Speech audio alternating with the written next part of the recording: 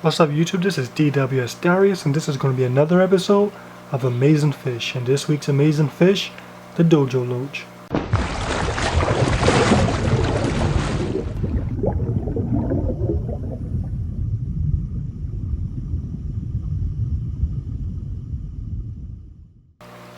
Okay YouTube, so right now you're looking at my 4-inch Dojo Loach, also known as the Weather Loach. Now these fish are definitely amazing fish. I've kept this current one for about a month, and before him a couple of years ago I kept one back then. And one of the things I love most about these fish is just how active these fish are.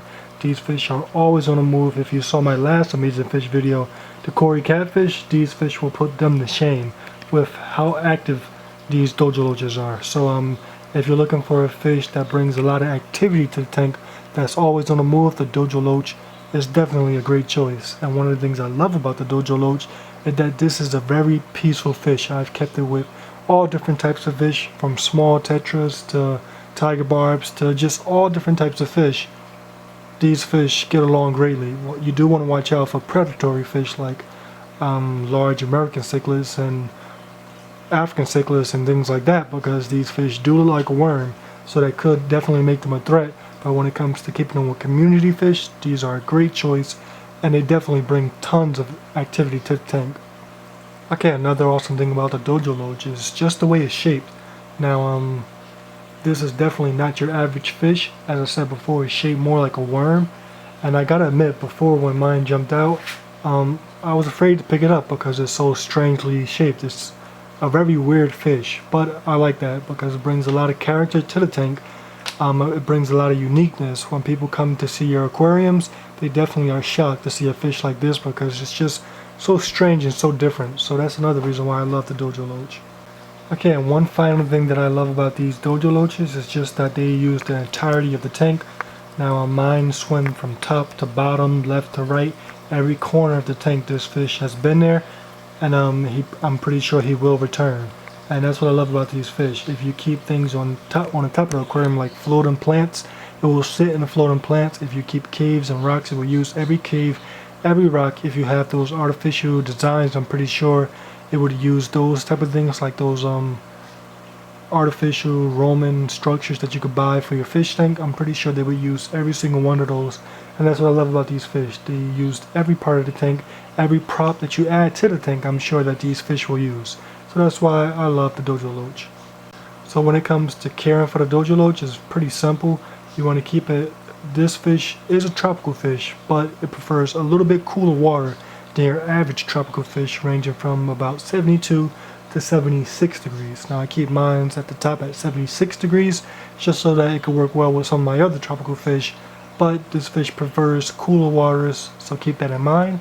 As I said before, when it comes to tank mates, no carnivorous fish, because these fish look like worms. Fish love worms, so that would be a bad scenario if you do mix fish like that. Dojo Loaches reach about 8 inches, so that could make them a threat to very tiny fish. So just watch out for small fish that could become a meal to them. And when it comes to feeding Dojo Loaches, mine accept anything. It loves flakes. It even eats some cichlid pellets at times.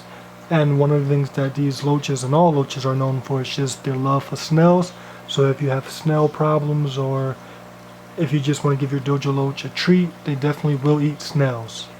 When it comes to the type of aquarium for your Dojo Loach, I say use caution when adding it to a planting tank.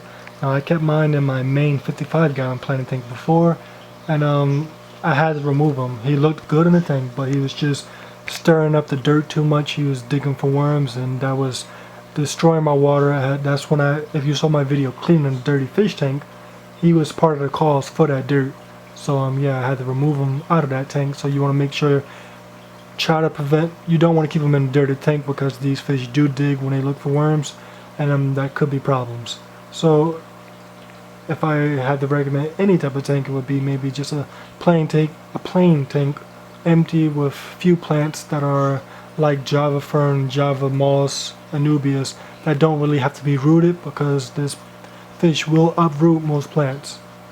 Okay, and the last thing I want you to know about the Dojo Loach is that they do jump, so you want to keep a lid on your aquarium. I've had mine jump out a couple of times, and I was lucky to be home to add them back to the tank. But when spooked, they will jump, and from my experience, they can survive out the water for a little while, but you don't want to take that risk. You want to keep a hood on your tank, a lid, whatever it takes to keep that fish in. So YouTube, this has been another episode of Amazing Fish with DW Astarius. If you like this video, please give me a thumbs up. For more, please subscribe.